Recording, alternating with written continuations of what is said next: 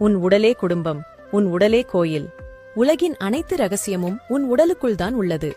மந்திரம் தேடாதே, தந்திரம் நாடாதே, உன்னை உன் உடலுக்குள் தேடு. ஊர் ஊராகச் சுற்றாமல் உன் உடலைச் சுற்று. உத்தமன் என உன்னை ஊர் பாராட்டினாலும் உடல் உன்னை கைவிட்டால் பட்டம் பதவியெல்லாம் பிடி சாம்பலே. ஓடி ஓடி உழைத்து காவல் தெய்வமாய் நின்றாய் குடும்பத்துக்கு.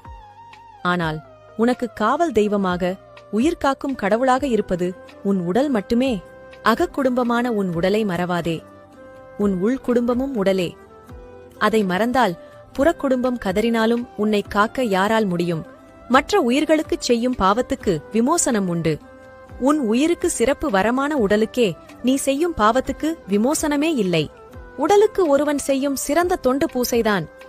உடலுக்குள் உழைக்கும் உறுப்புகளை ஆராதிப்பது ஆலயம் தொழுவதினும் சாலச் சிறந்தது. ஒருவன் எப்படிப்பட்டவனாக வேண்டும் என்பதை தீர்மானிப்பது அவனது எண்ணங்களே. அந்த எண்ணங்களை தீர்மானிப்பது உடலே.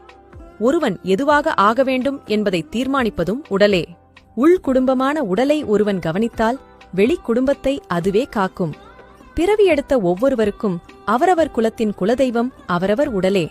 தியானமானது உன் மனத்துடன் உன்னை பேச செய்யும். ஆசனம் நம் உடலோடு பேச செய்யும். அதைத் தேடு. தன்னுடலை காவாதவன் புழுவாய்ப் புழுத்து மடிவான் எனக்கும்.